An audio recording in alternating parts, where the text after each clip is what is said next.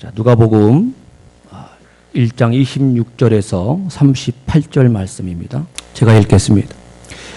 여섯째 달에 천사가 가브리엘이 하나님의 보내심을 받들어 갈릴리 나사렛이라는 동네에 가서 다윗의 자손 요셉이라고 하는 사람과 청혼한 처녀에게 이르니 그 처녀의 이름은 마리아라.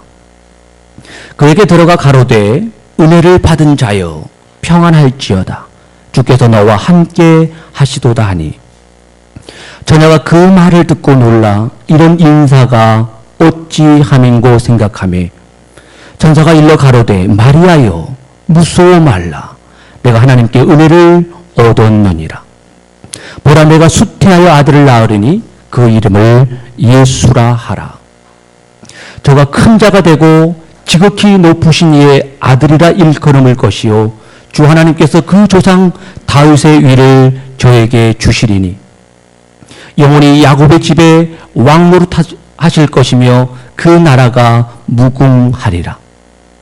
마리아가 천사에게 말하되 나는 사내를 알지 못하니 어찌 이 일이 있으리이까. 천사가 대답하여 가로되 성령이 내게 임하시고 지극히 높으신 이의 능력이 너를 덮으시리니 이러므로 나실 바 거룩한 자는 하나님의 아들이라 일컬으리라. 보라 내 친족 엘리사벳도 늙어서 아들을 배었느니라. 본래 수태하지 못한다 하던 이가 이미 6달이 되었나니 대저 하나님의 모든 말씀을 능치 못하심이 없느니라. 마리아가 가로되 주여 계집 종려니 말씀대로 내게 이루어지이다 하며 천사가 떠나가니라. 아멘. 인류 역사 가운데 하나님께서 반드시 성취하려고 하시는 시간을 카이로스라고 말합니다. 인류 역사 가운데 하나님께서 반드시 성취하려고 하시는 시간을 카이로스라고 말합니다. 인간에게 매일매일 흘러가는 시간을 크로노스라고 말하는데 이 카이로스라고 하는 이 시간은 하나님의 역사를 완성하기 위해서 반드시 일어나야만 하는 하나님의 신성한 경륜이 이루어지는 시간을 말합니다. 창세기부터 요한계시록에까지 길고 긴 시간 가운데 없어서는 안 될 이 카이로스를 생각해 본다면 바로 예수님의 생애일 것입니다. 예수님의 33년간의 공생의 기간 동안에 중요하지 않는 시간은 없지만 그래도 가장 중요한 시간을 꼽자면 그 첫 번째가 예수님께서 말씀이 육신이 되어 이 땅에 오신 탄생의 순간일 것입니다. 두 번째가 예수님께서 우리의 죄를 구속하기 위하여 십자가에 죽으신 순간일 것입니다. 세 번째는 사망의 모든 권세를 이기시고 승리자로 부활하셔서 승천하신 사건일 것입니다. 이 세 장면은 우리 인류 역사에서는 그 어느 하나도 생략할 수 없는 최고의 순간일 것입니다. 그런데 이상하게도 이 우주적인 사건에서 등장하는 인물이 있는데 바로 마리아의 이름을 가진 세 사람의 여인이 등장합니다. 예수 그리스도 온 인류의 메시아가 살아낸 그 역사의 중요한 시간마다 마리아라고 하는 이름의 여인들이 이사야를 통하여 왕의 대로를 예배하라고 하는 이 엄청난 사명을 하나님께서는 왜 이렇게 지극히 연약하고 비천한 작은 여인들을 통하여 하나님의 사명을 감당케 했을까? 이제부터 인류 역사 가운데 가장 가치 있는 순간이었던 예수님의 카이로스 탄생과 죽음과 부활을 예비하는 이 세 여인을 만나보려고 합니다. 그 첫 번째 탄생의 카이로스의 문을 연 동정녀 마리아. 아마도 성경에서 가장 믿기 어려운 이야기를 묻는 설문조사를 실시한다면 아마도 인류를 다툴 만큼 이 동정녀 마리아의 잉태 사건일 것입니다. 창세기 3장 15절에 여자의 후손을 통하여 예수 그리스도가 이 땅에 오셔서 죄로 인하여 죽을 수밖에 없는 우리들을 구원하시겠다는 최초의 원시 복음이 바로 이 동정녀 마리아를 통하여 하늘의 문이 열린 것입니다. 다시 말씀 안으로 돌아가서 요셉과 정혼한 사이였던 마리아에게 하늘의 천사장이었던 가브리엘이 찾아왔습니다. 천사는 마리아에게 제일 처음 말한 것이 은혜를 입은 자여라고 말하고 성령으로 잉태될 것이라고 말합니다. 하나님의 역사를 시작할 때 공통적으로 하는 말씀이 은혜를 입은 자여라고 시작합니다. 창세기 6장 8절에 노아는 하나님께 은혜를 입었더라 말씀하고 있어요. 바로 구약시대 원시시대에 하나님의 카이로스, 하나님께서 반드시 이루어야 할 그 카이로스 그 시간대에 노아에게 찾아오셨어. 하나님께서 물론 심판하신다고 하신 그 사건을 통해서 하나님께 노아에게 찾아서 제일 먼저 하셨던 말씀이 바로 은혜를 입었더라고 말씀하고 있습니다. 로마의 통찰에 살고 있던 이스라엘에서조차 정말 소외되고 버려진 사람들이 살던 가난한 마을, 그 어떤 선한 것도 기대할 수 없었다고 했던 니고데모의 증언대로 아무것도 기대할 수 없던 마을, 그런 마을의 10대 히브리 소녀 마리아에게 갑자기 천상의 위엄과 영광의 빛을 가진 찬란한 천사가 낯을 그 장면을 오늘 본문에 우리가 읽었던 말씀처럼 지금 생각해봐도 가히 충격 그 자체였을 것입니다. 그 장면에 압도되어 두렵고 힘이 떨고 있는 마리아에게 천사가 이렇게 말하며 두려워 말라. 이 말씀 안에 히브리 소녀가 얼마나 두렵고 두려워 떨었는지를 보여주는 장면입니다. 두려워 말라. 그 마리아가 그 하나님의 그 천사의 그 역사를 통하여 그 마리아의 눈에 비춰졌던 그 모습이 얼마나 두려웠는지 두려워 말라. 히브리 소녀가 감당하기에는 실로 엄청난 사건이었을 것입니다. 아마도 마리아에게는 공포 그 자체였을지도 모릅니다. 천사가 마리아에게 태를 열어야 한다고 말했을 때 그녀는 그의 삶의 모든 것을 거는 모험이었을 것입니다. 요셉과의 결혼도 취소될 뿐만 아니라 임신한 사실이 알려지면 당시 풍습대로 그녀는 가늠한 여인으로 치부되어 돌에 맞아 죽을지도 모릅니다. 미처 다 피어오지 못한 꽃처럼 성숙한 여인으로서 아름다움과 소박한 결혼 생활을 꿈꿔왔던 마리아의 인생은 단번에 끝나버릴 수 있는 상황 가운데 놓여 있었습니다. 마리아는 아마도 그 짧은 시간 동안에 많은 생각이 교체했을 것입니다. 이 엄청난 위기 앞에 그녀는 이렇게 고백합니다. 38절에 마리아가 가로되 주의 계집종이니 말씀대로 내게 이루어지기를 원한다라고 고백합니다. 마리아는 어떻게 그 두려움을 이겨냈을까? 그 순간에 그 엄청난 압박과 그 두려움을 마리아는 어떻게 이겨냈을까? 사랑하는 요셉이 자신을 버릴지라도 하나님의 은총을 입고 하나님의 뜻대로 따르겠다고 결심한 이 여인, 온 마을 사람들이 일어나 자신을 돌로 쳐 죽일지도 모르는 상황 속에서 하나님의 말씀이 내게 이루어지기를 원하는 이 여인, 마리아는 무엇으로 인하여 담대하게 그 두려움을 이겨낼 수 있었겠는가? 마리아는 그 순간 두려움을 모멸하려고 거짓으로 고백한 것이 아닙니다. 마리아는 생명을 담보로 건 대답이었습니다. 주의 말씀대로 내게 이루어지기를 원한다고 고백하고 있어요. 이 한 번의 고백을 통하여 한 번도 열린 적이 없는 하나님의 나라의 거대한 문을 여는 열쇠가 된 것입니다. 이 작은 여인의 생명을 건 순종으로 하나님의 나라가 이 땅에 쏟아지도록 하늘의 문을 열게 된 엄청난 사건이 된 것입니다. 이 생명을 건 순종, 이것을 사랑이라고 말합니다.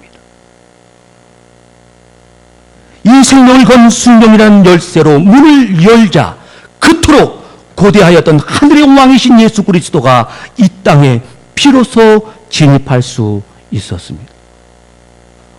혼돈하고 공허하며 어둠으로 가득했던, 죄로 가득했던 이 땅에 태초 전부터 존재하셨던 말씀이 육신을 입고 오신 예수 그리스도, 비로소 하늘과 땅이 만나기 시작한 것입니다. 아담 시대 이후로 숨겨왔던 그 하나님의 경륜, 그 하나님의 비밀, 이 땅을 향한 하나님의 뜻이 드러나기 시작한 것입니다. 이 위대한 하나님의 카이로스가 이 작고 연약한 히브리 소녀의 순종, 그 사랑을 통하여 이 땅에 이루어지는 것이야말로 하나님의 신비 중에 신비인 것입니다. 그러나 어떻게 그 두려움을 이기고 예라고 대답할 수 있었을까? 말해 그 두려움을 몰아낸 것은 무엇이었을까? 이것은 성경에 기록되어 있지 않지만 천사장의 영광 앞에 다리가 후들거렸던 마리아는 눈을 감았을 것입니다. 그 순간 하늘의 땅의 모든 만물이 그녀의 침묵을 방해하지 않으려고 고요했을 것입니다. 마리아는 지금 눈앞에 있는 위엄과 영광으로 가득한 천사를 보는 것이 아니라 자기의 태를 통하여 오실 한 아기를 생각한 것입니다. 스스로 할 수 있는 것이라고는 우는 것밖에 할 수 없는 이 갓난 아기를 생각한 것입니다. 갓 태어나 옹알거리며 미소 주어지는 한 아기를 마리아는 생각했습니다. 사랑하는 여러분, 온 우주의 하나님께서 이런 아기의 모습으로 오시겠다고 하는 겁니다. 영원한 왕의 자리에서 내려와 혼자서는 아무것도 하실 수 없는 어린 양의 모습으로 하나님은 이 땅에 오시겠다고 하는 겁니다. 지금 이 순간 마리 앞에 서 있는 천사의 모습도 이토록 영광스러운 모습으로 서 있는데 하나님 그분의 본체의 영광은 과연 어떠했겠는가? 이 엄청난 하나님께서 모든 권세와 능력과 존귀와 영광을 다 버리시고 보잘것없는 마리아의 몸에 한 아기로 오시겠다고 하는 것은 분명 하나님의 사랑이었습니다. 그분의 경이로운 사랑 앞에 마주한 마리아는 숨이 멎을 것만 같았을 것입니다. 마리아 자신의 처지와 환경과 상관없이 모든 것을 버린 하나님의 그 사랑 앞에 나사렛에 사는 이 가난한 히브리 소녀는 자기의 외모나 상황을 개의치 않고 생명을 다해 그분을 사랑하기로 결정한 마리아는 바로 38절에 고백했던 것처럼 비천한 계집종에게 주의 말씀이 이루어지기를 원하나이다 라고 고백합니다. 왜요? 마리아가 왜 이렇게 고백했을까요? 마리아는 생명을 건 주님의 사랑을 발견한 것입니다. 마리아 또한 그 주님을 사랑하겠다고 하는 대답인 것입니다. 고백인 것입니다. 사람도 사랑하는 사람을 위해 그 상대가 무엇을 포기했는가를 보면 사람도 그 사랑하는 사람을 위해 그 상대가 무엇을 포기했는가를 보면 그 사랑을 가늠해 볼 수가 있습니다. 예수님은 그 사랑을 얻기 위해 인간을 구원하시기에 내려놓으신 것은 무엇입니까? 예수님 무엇을 포기하고 그 사랑을 얻기 위해 이 땅에 오셨습니까? 빌립보서 2장 6절과 7절을 통하여 그는 근본 하나님의 본체시나 하나님과 동등됨을 취할 것으로 여기지 아니하시고 오히려 자기를 비워 종의 형체를 가져 사람들과 같이 되었다라고 말씀하고 있어요. 이것이 하나님의 사랑입니다, 여러분. 이것이 하나님의 사랑이에요. 이와 같은 하나님께서 자기 모든 것을 내려놓고 모든 것을 포기하고 한 여인의 태 속에 한 아기로 들어오시겠다고 하시는 그 주님의 사랑을 발견한 마리아는 더 이상 그 두려움에 떨지 않았습니다. 인류를 구원하시는 그분의 사랑과 자비가 정말 어떠한지, 그분이 얼마나 인간을 사랑하시는지 깨달은 마리아는 더 이상 두려움에 떨고 있을 수가 없었습니다. 이 비밀을 깨달은 마리아는 비로소 노래하기 시작합니다. 그녀는 위대한 사랑을 시작하신 하나님의 은총을 찬양하기 시작했습니다. 무엇으로요? 무엇으로 찬양했을까요? 주님의 말씀을 순종함으로. 이 비천한 계집종에게 주의 말씀이 이루어지기를 원하나이다. 하나님의 칼로스 시간을 그가 이루기 위하여 반드시 하나님께서 그를 통하여 이루셔야 하는 그 하나님의 놀라우신 사랑을 그는 순종함으로, 하나님의 말씀을 순종함으로 그는 하나님을 찬양했다고 하는 거예요. 비천한 계집종이라는 자신의 정체성과 광대하신 하나님을 극단적으로 비교하며 하나님의 은혜의 크기를 표현하고 있습니다. 비교할 수 없는 하나님의 은혜. 전적인 하나님의 은혜를 찬양한 것 말고는 마리아는 아무것도 할 수가 없었습니다.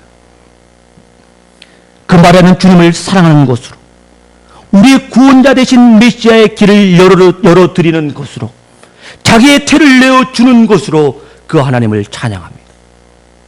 이사야 예언대로 남자의 씨가 아닌 여자의 후손이어야 한다는 하나님의 언약, 하나님의 약속, 창세기 3장 5절을 통하여 여인의 후손으로 오실 예수 그리스도가 히브리 작은 소년 마리아를 통하여 하나님의 구속의 역사를 이루시는 그 하나님의 사랑을 깨닫고, 또한 하나님께 사랑을 드리겠다고 하는 이 지극히 작은 한 여인에 불과한 동정녀 마리아를 통해서 그 하나님의 사랑을 우리에게 보여주고 있습니다.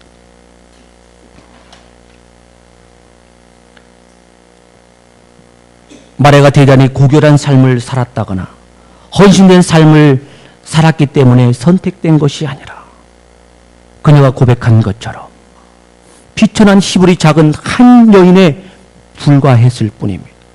그저 그가 가야 할 그 길을 거스르지 않고 묵묵히 순종하며 하나님을 사랑하라는 말씀을 따라 주어진 삶을 살아내는 은혜가 있었던 것처럼 저와 여러분에게도 이 하나님의 카이로스는 반드시 이루실 것입니다. 우리에게 주어진 하나님의 카이로스는 무엇인지를 깨닫고 우리가 특별히 잘나서가 아니라 정말 비천한 마리아에게 찾아와 당신의 뜻을 이루신 것처럼, 또한 마리아가 고백한 것처럼 주의 말씀이 내게 이루어지기를 원하나이다, 하나님의 카이로스가 내게 이루어지기를 원하나이다 라고 고백한 마리아처럼 그 하나님의 절절한 사랑을 가슴에 품고 아무것도 하실 수 없는 어린 양의 모습으로 이 땅에 오신 그 하나님의 은혜를 날마다 묵상하고 또 묵상함으로 우리네 삶을 기쁨으로 사랑하는 은혜가 있기를 예수 그리스도의 이름으로 소망합니다. 두 번째 하나님의 카이로스, 나사렛의 동생 베다니 마리아를 통하여 그 죽음의 문이 열립니다. 마태복음 26장 6절에서 13절 말씀을 한번 보겠습니다.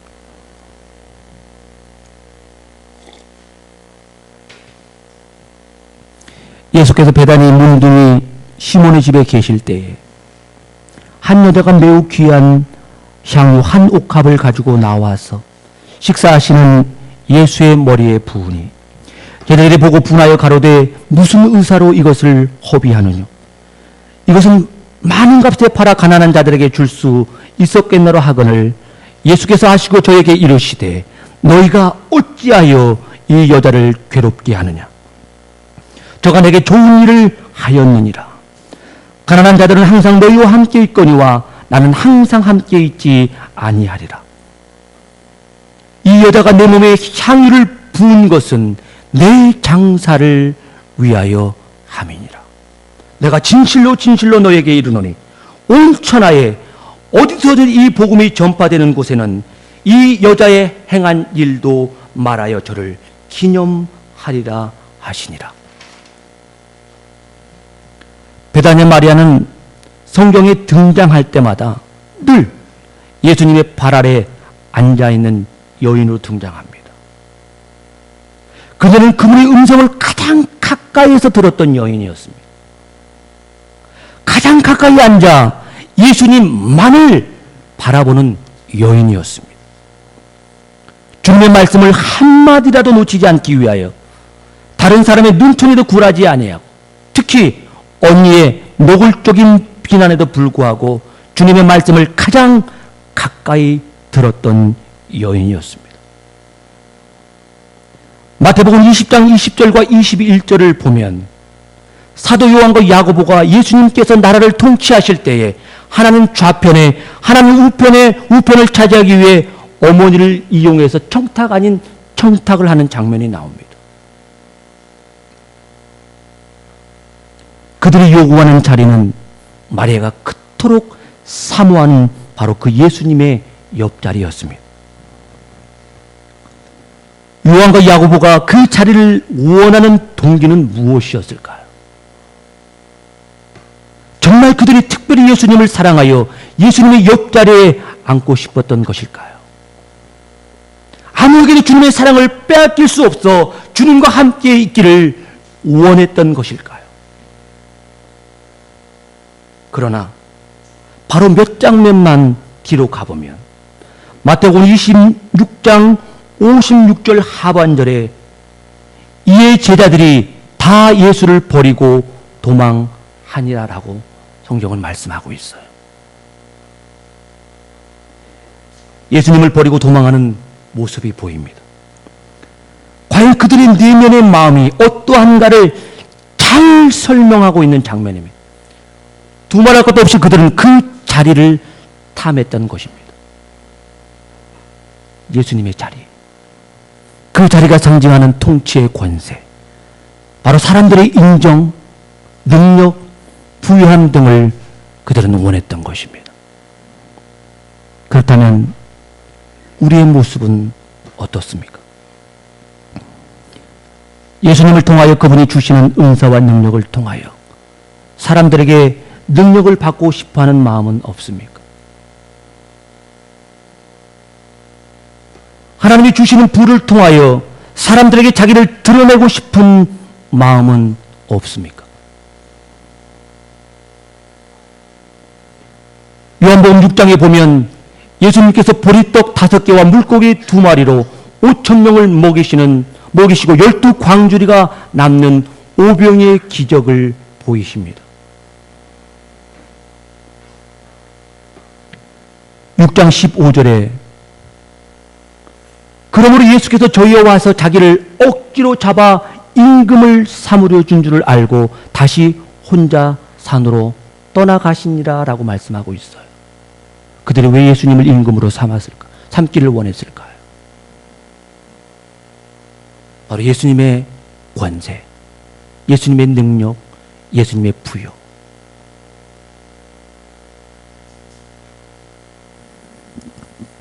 그리고 이틀 후에 그 오병의 기적을 맛본 수많은 사람들이 예수님과 그 제자들을 찾으러 다닙니다. 예수님께서 그 무리들을 보시고 요한복음 6장 26절 말씀에 이와 같이 말씀하고 있어요. 예수께서 대답하여 가라사대 내가 진실로 진실로 너에게 이르노니 너희가 나를 찾는 것은 표적을 본 까닭이 아니요 떡을 먹고 배부른 까닭이라고 성경은 말씀하고 있어요.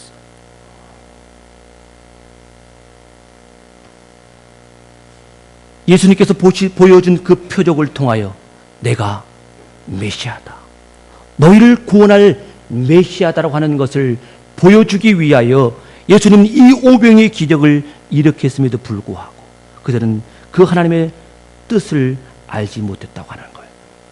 그들은 오직 먹고 배부른 것으로 그 예수님을 찾았다고 하는 것입니다. 사랑하는 여러분, 저와 여러분도 이 제자들과 무리들처럼 떡을 먹고 배부른 땅의 것으로 채우려는 욕망으로 예수님을 따르고 있지는 않습니까? 오늘 이 지극히 작은 베다니 마리아를 통하여 우리의 마음의 중심이 야고보, 요한 그리고 예수님을 따르는 무리와 같이 땅의 것을 바라보며 쫓아다니는 무리는 아닌지 묵상하는 시간이 되었으면 좋겠습니다. 그렇다면 마리아는 어떤 마음으로 그 예수님의 자리에 머물렀을까? 그녀는 예수님 가장 가까이에서 그분의 음성만 들은 것이 아니었습니다. 그분의 호흡, 그분의 눈빛, 그분의 마음을 가장 깊이 느낄 수 있는 자리를 차지한 것입니다. 멀찍이 앉아서 예수님의 가르침을 듣는 것으로 만족하던 사람들과 달리 그 베다니 마리아는 오직 예수님 그분 자체를 원했던 것입니다. 마리아는 온전히 예수님께 사로잡혀 있었습니다. 마리아는 오빠인 나사로의 죽음에서 살리시는 예수님을 보았습니다. 그리고 그 살리실 때에 주님의 눈물을 보았습니다. 주님께서 어떠한 사랑으로 한 인간을 보시는지, 주님께서 어떠한 사랑으로 한 인간을 보시는지 그분의 눈빛을 마리아는 보았던 것입니다. 온 우주의 주이신 하나님께서 한 인간을 향한 사랑이 어떠한지를 마리아는 보았던 것입니다. 마리아는 그 예수님의 눈빛을 잊을 수가 없었습니다. 마리아는 그 사랑의 눈빛을 단 한 번이라도 더 가까이 보기 위하여 더 가까이 주님 앞으로 나아갔습니다. 그 예수님의 사랑이 마리아를 완전히 사로잡았던 것이에요.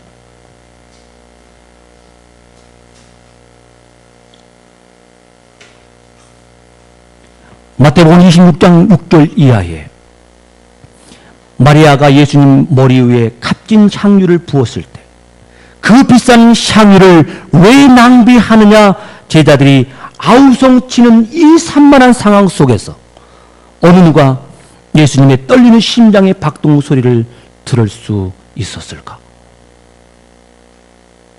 죄로 인하여 혼돈으로 가득한 땅을 구속하시려는 하나님의 이 우주적인 섭리를 과연 누가 이해했을까? 성경을 보면 예수님을 따랐던 제자들도 이 하나님의 구속을 제대로 이해하는 제자는 아무도 없었던 것 같습니다. 그러나 그 가운데 딱 한 사람만이 그 하나님의 사랑을 이해하고 있었습니다. 마태복음 26장 2절에 예수님께서 십자가에 달려 돌아가실 것을 말씀하시자 예수님께서 진정하시려고 하시는 일이 무엇인지 마리아는 이해하고 말았습니다. 마리아는 그분의 눈빛과 그분의 마지막 호흡의 떨림을 들으며 그분의 심중의 깊은 것을 헤아리고 말았습니다. 그분이 상징적인 영적인 의미의 죽음을 말씀하시는 것이 아니라 현실의 실제 죽음을 말하고 계심을 마리아는 깨달았던 것입니다. 정말 이것은 주님을 사랑해야만 알 수 있는 언어입니다. 정말 주님을 사랑했기에 예수님의 그 마음의 심중, 예수님이 이 땅에 무엇을 하러 오셨는지 그 베다니의 마리아는 그 하나님의 의중을 알았던 것입니다. 저와 여러분도 성경을 통하여 정말 주님이 우리에게 말씀해주고자 하는 하나님의 의도, 그 사랑을 깨달아진다면 머리가 아닌 우리의 마음으로 예수님의 사랑을 경험하게 될 줄 믿습니다.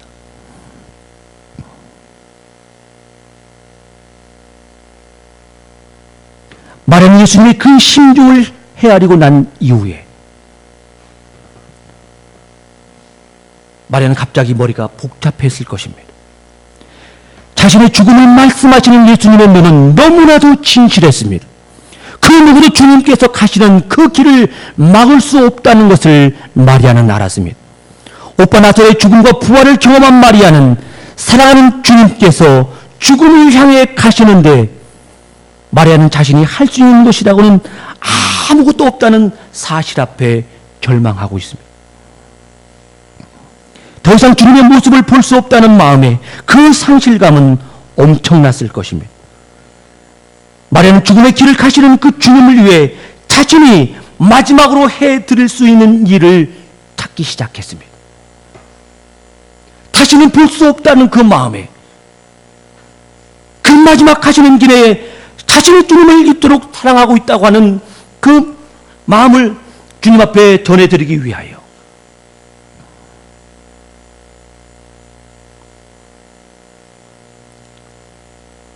어떤 대가를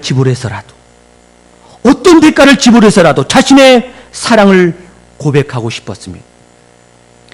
주님께서 계시지 않으면 자신의 삶은 아무런 의미가 없으며 주님만이 자신의 전부라고 고백하고 싶었습니다. 그녀는 자신의 마음을 쏟아들일 방법을 찾아 온 생각을 집중했습니다.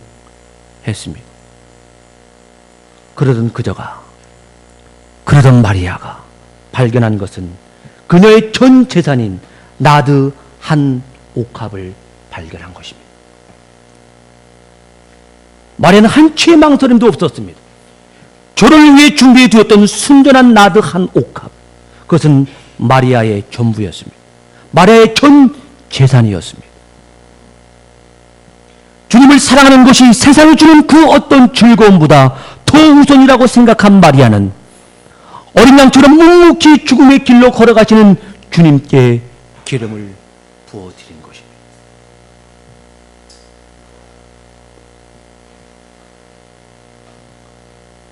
헌신적으로 주님을 따르던 제자들까지도 이 사건을 이해하지 못해 마리아를 비난했지만 예수님께서는 어린 양이신 주님을 어디든지 따라가고 싶어하는 그녀의 마음을 주님은 통찰하고 계셨어요. 요한계시록 14장 4절에 보면 어린 양이 어디로 인도하든지 따라가는 자가 예수님의 신부라 말씀하고 있어요.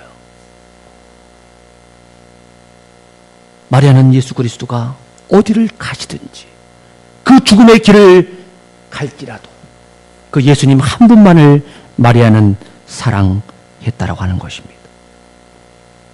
주님께서는 이 기름 부음이 또 다른 카이로스의 문을 여는 열쇠라고 하는 것을 아셨습니다. 주님은 당신의 죽으심을 예비하는 사건임을 알았습니다. 그리스도, 여러분, 그리스도라고 하는 것은 기름 부음을 받은 자라는 뜻입니다. 여러분 잘 아시는 내용이죠. 주님께서는 그의 공생의 어느 한순간에서는 기름 부음을 받으셔야만 했던 것을 알았습니다. 가난한 집이란 뜻을 가진 마을 베다니에 사는 이 지극히 작은 비천한 마리아, 그녀는 그저 단순히 사랑하는 주님을 위해 할 수 있는 자신의 최고의 것을 하나님 앞에 드렸어요. 자기의 전 재산을 하나님 앞에 드렸습니다. 그 순전한 사랑을 통하여 주님께서 그분의 예정된 죽음의 여정을 걸어갈 수 있었습니다. 이 가난하고 작은 여인의 사랑의 헌신을 통해서 죽음의 문을 통과할 수 있는 열쇠를 얻으셨던 것입니다. 베다니 마리아는 세상의 지위도 예수님의 제자들처럼 예수님의 권세, 예수님의 능력, 그 무엇도 아닌 오직 베다니 마리아는 오직 주님 한 분만으로 만족하며 예수님한테 자기 모든 사랑의 고백을 합니다. 요한복음 6장 51절에 나는 하늘로서 내려온 산떡이니 사람이 이 떡을 먹으면 영생하리라. 나의 줄떡은 곧 세상을 위한 내 살이로다. 할렐루야. 예수님이 주시는 당신의 살은 세상을 위한 살이라고 말씀하고 있어요. 세상에 먹을 것을 쫓아다니는 무리와 같이 땅에 썩어질 것으로 살아가는 것이 아니라 영원히 썩지 아니할 예수님 한 분만 사랑했습니다. 마지막으로 세 번째, 부활의 카이로스를 연 막달라 마리아를 한번 보겠습니다. 예수님께서 나시고 죽으시고 부활하셨어요. 이 부활의 장면에 막달라 마리아라고 하는 7 귀신 들렸던 여인이 등장합니다. 이제 이미 돌아가신 예수님의 무덤에 찾아가 그 시신에 향품이라도 넣어드리겠다는 막달라 마리아. 이 여인을 주목해 보길 원합니다. 요한복음 20장 1절과 18절을 통해서, 이것은 너무 길기 때문에 제가 요약하겠습니다. 예수님께서 부활하셔서 막달라 마리아에게 주님의 부활 사실을 알리고 또한 그 부활을 제자들에게 알리라 명하셨어요. 그러면 천천히 이 장면 속으로 한번 들어가 보겠습니다. 어두운 새벽에 마리아가 무덤을 향해 움직이기 이전에 이미 예수님은 돌아가셨습니다. 이미 돌아가신 상태예요. 이미 죽으신 상태예요. 더 이상 주님으로부터 어떤 소망도 없습니다. 더 이상 주님으로부터 어떤 소망도 없어요. 이해할 수 없는 고난의 길, 죽음과 같은 그 어둠을 통과하는데 주님께서는 어떤 응답도 어떤 능력도 행하실 수가 없었어요. 여러분, 죽음의 의미가 무엇입니까? 죽음의 의미, 바로 영원한 이별을 의미합니다. 더 이상 어떤 가능성도 없다는 뜻입니다.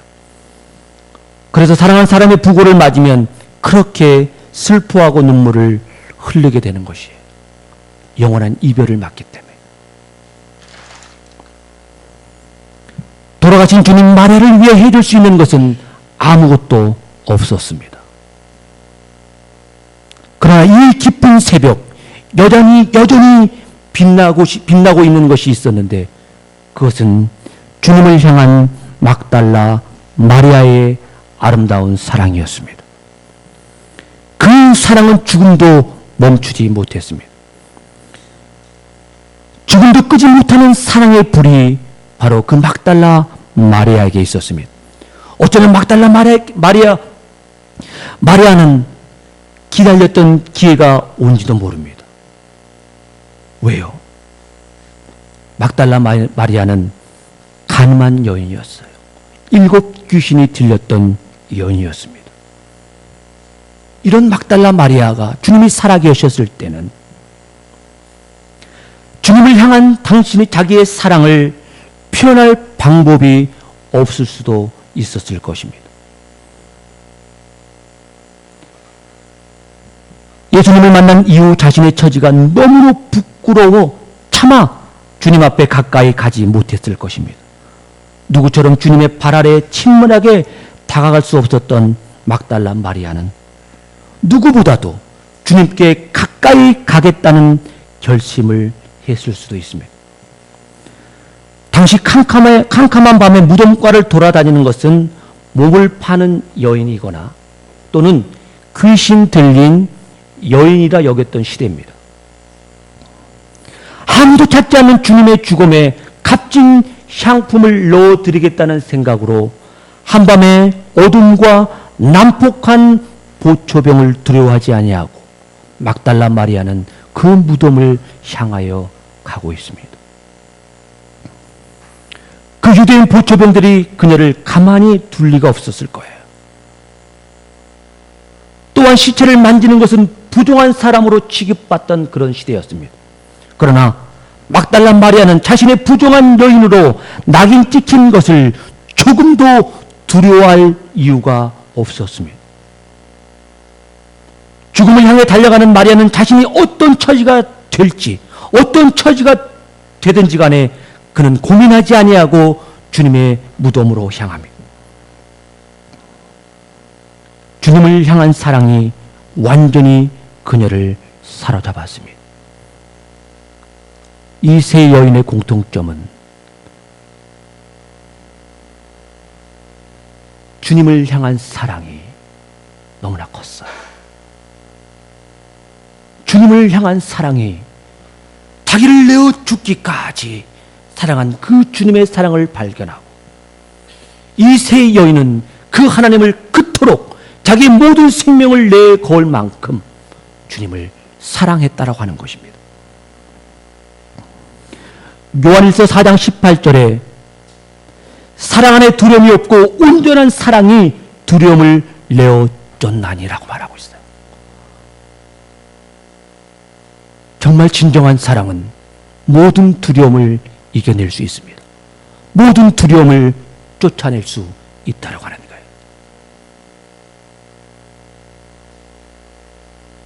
제가 올해도 잠깐 간증을 했지만 제가 말할 수 없는 너무나 힘들고 정말 내 스스로 감당하기 힘들었던 매일 밤 매일매일 순간에 벽이 나를 쪼고 정말 숨이 멎을 것 같은 그런 상황 속에서 정말 살고 싶었습니다.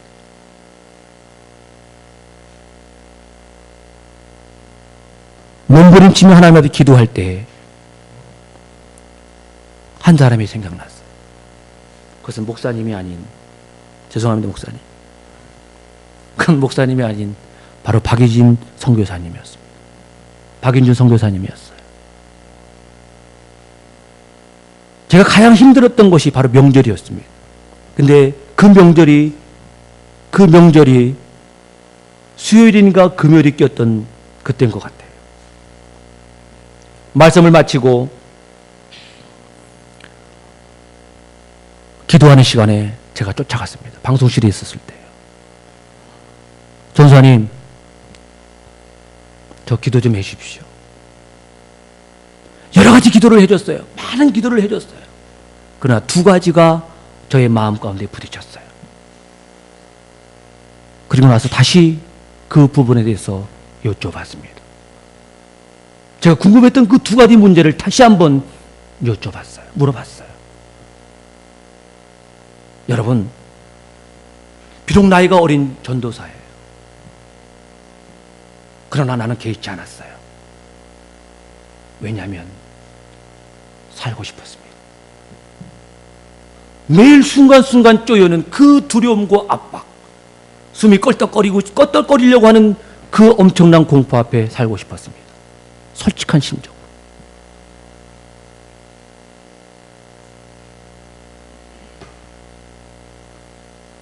다시 그 문제에 대해서 기도해주고 나서 이렇게 저에게 얘기합니다.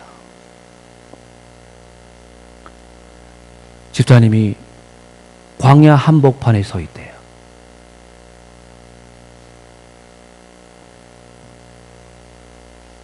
그것까지도 주님이 허락하셨다고 하네요.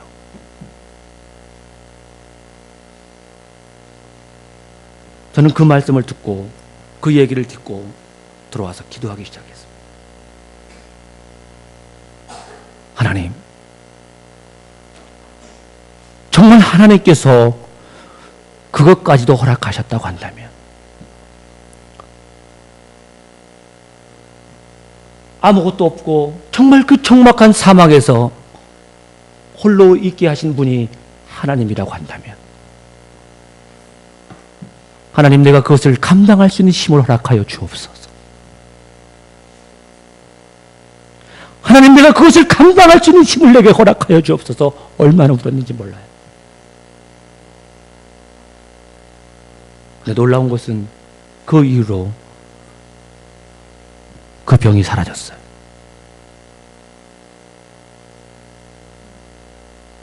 하나님의 주권을 인정하는 순간에 하나님께서 우리 개개인에게 하나님의 주권을 인정하는 그 순간에 하나님의 역사하신 것입니다. 내 주는 내가 그것을 감당하겠나이다. 오늘 동정녀 마리아에게 이 비천한 계집종에게 주의 말씀이 이루어지기를 원하나이다라고 고백했던 것처럼 주님, 그것이 주님이 허락하신 일이라고 한다면 내가 그것을 감당할 수 있는 힘을 허락하여 주옵소서. 그 고백하는 그 순간에 지금 이 시간까지 잘 잡니다. 때로는 여러 가지 상황 힘들고 또 스트레스 받는 일이 있을 때는 잠을 못 자는 그런 일들도 있지만 그런 숨이 막히거나 그런 것은 사라졌어요. 요한일서 4장 18절을 통해서 정말 사랑 안에 진정한 사랑이 모든 두려움을 쫓는다라는 사실을 여러분 꼭 기억하십시오. 그것은 오직 예수 그리스도 그 십자가의 사랑이 우리를 감고 하실 때 그것이 가능하게 될 줄 믿습니다. 막달라 마리아는 생명을 걸고 그 어둠의 여정을 출발합니다. 주님께 자신의 사랑을 드리고 싶은 그녀의 열정을 그 누구도 막을 수가 없었습니다. 그러나 여기서 우리가 주목해야 할 만한 사실은 주님께서는 이미 죽으셨다고 하는 거예요. 아무런 능력도 아무런 말씀도 아무런 응답도 그녀에게 주실 수 없다고 하는 겁니다. 그럼에도 불구하고 막달라 마리아는 예수님의 시신이 있는 시체가 있는 그 무덤가로 가고 있다고 하는 거예요. 그녀는 주님께 아무것도 기대하지 않았습니다. 오직 주님을 사랑하는 마음으로, 오직 주님을 사랑하는 그 마음으로 주님을 향하고 있었다고 하는 거예요. 그 길은 생명을 걸고 걸어가는 길이었습니다. 십자가에 죽어버리신 그 주님마저 생명을 걸고 사랑할 수 있는 이것은 과연 어떠한 사랑일까요? 이미 예수님은 죽으셨어요. 그 죽으신 예수님을 그 사랑한 그 막달라 마리아의 사랑은 과연 어떠한 사랑일까요?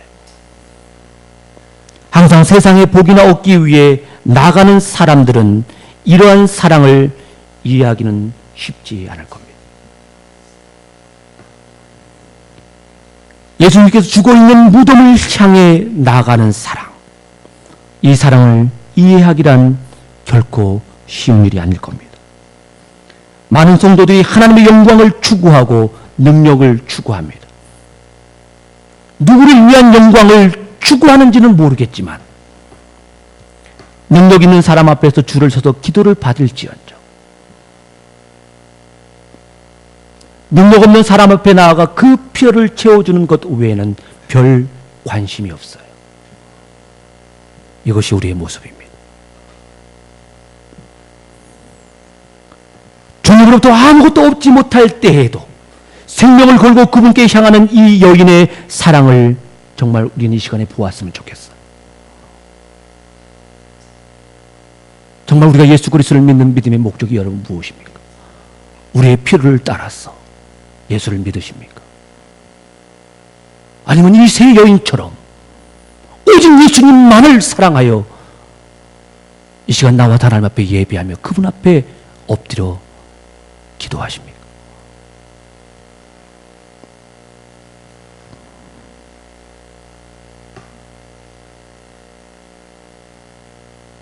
나는 과연 이 막달라 마리아처럼 할 수 있을까?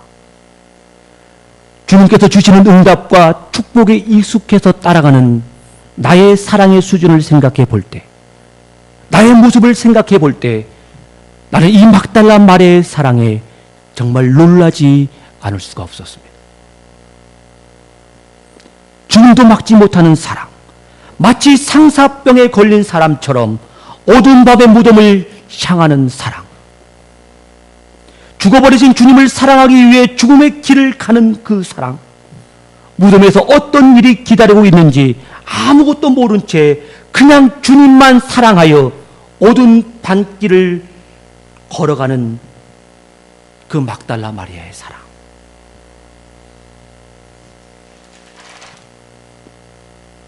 이 막달라 마리아의 사랑에 저는 입을 다물 수가 없었어. 무덤에 도착했을 때 무덤을 막아두었던 돌이 사라졌다는 사실을 발견했어요. 그녀의 심장은 뛰기 시작했습니다. 주님께서 다시 살아났을 것이라고는 전혀 상상도 못한 채 그녀의 모습은 사색으로 변해버렸습니다. 그토록 사모하던 주님의 시신에 남아 향품을 드리려고 했던 그 생명을 다해 이 어두운 길을 걸어왔건만 그 주님의 시신이 없어졌어요. 모든 것을 초월하고 죽음을 불사하고 자기 생명을 내어 죽기까지 오직 주님 한 분만 바라보기 위하여 그 주님 시신의 향품이라도 넣어드리고 싶은 그 마음에 막달라 마리아는 찾아왔는데 그 예수님의 시신이 없었어요. 그녀는 낙심하며 주저앉고 맙니다. 지금 그녀의 울음은 절망 그 자체입니다. 주님의 시신마저 만질 수 없다는 절망 앞에 마리아는 흐느끼며 울고만 했습니다. 바로 그때 주님의 울음소리를 멈추게 하는 소리가 들려왔습니다. 절망 속에 울고 있는 마리아에게 들려오는 그 주님의 따뜻한 음성. 마리아야. 본문에 나와 있는 말씀이에요.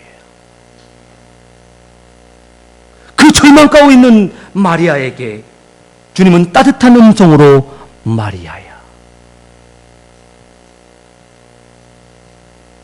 저와 여러분도 오늘 이 밤에 우리를 찾아오셔서 나지막히 마리아야라고 하는 음성을 들으시기를 예수 그리스도의 이름으로 소망합니다. 사랑하는 이를 찾아 생명을 걸고 고난의 길을 지나온 여인에게는 절망도 같은 그 빈 무덤에 그 절망 앞에 몸부림치며 울고 있는 마리아에게 들려오는 이 예수님의 음성은 어떤 음성이었을까? 죽음도 그를 죽이지 못하고 죽음조차도 멈추지 못하는 인간을 향하신 예수님의 사랑. 그 사랑을 증명하여 당당하면서도 평안한 예수님의 그 사랑의 음성. 마리아야. 인류 역사 속에 이보다 더 강렬하고 극적인 순간은 또 어디 있겠습니까? 예수님이 부활하신 거예요. 죽음에서 다시 살아나신 이 반전이야말로 온 인류의 죄를 사하시고 창세기 3장 15절에 사탄의 머리를 상하게 할 것이라는 말씀을 응하시며 승리의 왕으로 부활하신 이 엄청난 사실 앞에 지금까지와는 완전히 다른 차원의 부활의 역사의 문이 열린 것입니다. 이것은 온 인류 역사 가운데 바로 최고의 하이라이트인 것입니다. 부활의 빛을 발하시는 그 주님은 그동안 마리아가 보았던 주님의 형상이 아니었어요. 전혀 새로운 차원의 육체로서의 빛을 발하고 있었습니다. 부활의 몸으로. 마리아의 눈으로 알아볼 수 없을 만큼 전혀 다른 아름다운 빛을 발하고 계셨습니다. 죽음과 같은 그 절망 끝에서 마리아는 역사상 아무도 본 적이 없는 그 주님의 부활을 만난 것입니다. 이 부활하신 주님께서 당신을 죽이신 대제사장과 서기관, 왕들이 살고 있는 예루살렘 성전에 보란듯이 나타나지 않으시고 왜 7 들린 가늠한 여인이 이 보잘것없는 여인을 만나셨을까? 자기를 죽인 그 대제사장들과 그 서기관들, 그 백성들 앞에 당당하게 내가 살아있다라고 그들에게 보이지 아니하시고 이 비천한 막달라 마리아에게 하나님의 부활의 소식을 제일 먼저 증거하셨을까? 우리가 하나님의 발걸음을 보면, 하나님의 역사를 보면 정말 신비 그 자체인 것 같아요. 우리의 생각과 우리의 사고는 전혀 상상할 수 없는 그 하나님의 놀라우신 사랑. 인간을 너무나 사랑하셔서, 당신이 만드신 그 인간을 너무나 사랑하셔서 그 사랑 때문에 죽으신 주님, 그 주님과 가장 닮은 사랑을 하고 있는 이 여인을 주님은 만나주신 겁니다. 주님께서 홀로가셨던 그 죽음의 길과 가장 흡사한 어둠의 밤결을 오직 주님만을 사랑하기에 그 어두운 밤길을 뚫고 나온 막달라 마리아. 주님은 이 마리아의 마음을 이미 알고 계셨을 겁니다. 예수님께서 아무런 조건 없이 우리를 사랑하셨던 것처럼 막달라 마리아도 아무런 조건 없이 오직 주님만을 사랑하는 마음으로, 죽으면 죽으리라 하는 마음으로 주님이 계신 무덤으로 향했던 마리아. 채찍도, 예수님의 손과 발을 뚫었던 대못도, 또한 십자가의 죽음도 우리를 향하신 예수님의 사랑을 멈출 수 없었던 것처럼 이 마리아의 사랑도 멈출 수가 없었던 것입니다. 마리아는 어떤 능력도 어떤 축복도 이 세상의 그 무엇도 기대하지 않고 그저 자신의 생명을 다해 주님을 사랑한 이 마리아의 사랑이 인류를 사랑하여 어린 양의 길, 희생의 길을 걸어가신 주님의 사랑과 어쩜 이리 닮았는지. 주님의 사랑은 인류가 주님을 배신하고 사망의 권세, 죽음의 감옥에 갇혀 있을 때라도, 죽음의 감옥에 갇혀 있을 때에도 인간을 향하신 주님의 사랑은 변함이 없으셨습니다.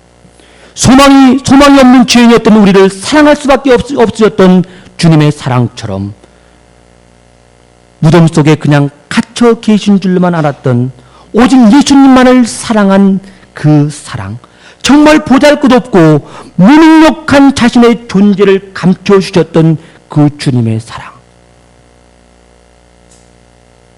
막달라 마리아가 간음했어도, 귀신 들렸어도 그것을 개의치 아니하시고 주님은 그 허물을 감춰주신 예수님. 막달라 마리아는 그 주님의 사랑을 기억하고 있는 것. 자기가 가장 연약할 때, 가장 낮은 자리에 있을 때, 가장 비천한 모습으로 있을 때 주님이 찾아오셔서 그의 연약함과 허물을 감춰주시는 그 주님의 사랑을 막달라 마리아는 기억하고 있었습니다. 그런 주님을 사랑한 거예요. 저와 여러분이 주님을 만난 기억이 있으시죠? 주님이 내가 가장 힘들고 연약했을 때 찾아오셔서 마리아야 라고 하는 음성을 들었을 것입니다. 나를 만나주신 그 하나님을 다 경험했을 거라 생각합니다. 여러분, 정말 예수 그리스도의 그 첫사랑을 잃어버렸다고 한다면 다시 주님의 십자가의 복음 앞에 나오십시오. 그 은혜의 보좌 앞에 나오십시오. 내가 예전에 무엇을 했는가가 중요한 것이 아닙니다. 지금 이 순간에 내가 주님을 바라고 있는 그 마음, 그 사랑이 어떠한가를 여러분 생각했으면 좋겠습니다. 그 사랑을 잊어버렸다면 다시 십자가의 복음 앞에 나오십시오. 당신의 모든 것을 아끼지 아니하시고 다 내어 죽기까지 당신을 우리를 사랑한 그 하나님의 놀라우신 십자가의 사랑 앞에 다시 그 복음 앞에 우리가 서기를 원합니다. 그렇게 사랑했던 마리아에게 주님은 주님의 부활을 가장 먼저 맞게 하셨습니다. 또 주님의 부활과 승천을 만방에 알리는 목소리가 되었습니다. 바로 주님의 부활의 사건을 증거하는 사명을 마리아에게 맡기셨습니다. 주님만 죽도록 사랑하던 막달라 마리아는 예수님께서 우리를 사랑하셔서 모든 죄의 대가를 지불하시고 죽음의 권세를 파했으며 그 신성을 증명하시고 하늘로 올라가신다는 가장 놀라운 소식, 그 기쁜 소식, 바로 그 복음. 그 복음을 최초의 증인이 되어 가장 먼저 알리는 선구자가 되었다고 하는 겁니다. 당신의 생명을 걸고 죄로 인하여 영원히 멸망할 수밖에 없는 우리 인생들을 구원하시기 위해 이 땅에 오신 그 예수님을 사랑한 세 여인. 아무런 조건 없이, 정말 이 여인들은 아무런 조건 없이 예수님의 자리, 권력, 물질, 능력 이 모든 것을 바라지 아니하고 오직 순전하게 예수님만을 사랑했던 이 세 여인처럼 저와 여러분도 이 땅에서 정말 주님만 사랑하시다가, 정말 주님만 사랑하시다가, 주님 앞에만 예배하시다가 주님이 우리 각자에게 허락하시고 우리 각자에게 주어진 하나님의 카이로스의 역사를 이루시며 주님의 십자가 사랑만 증거하는 복된 삶을 살아내시기를 예수 그리스도의 이름으로 간절히 소망합니다. 기도하겠습니다.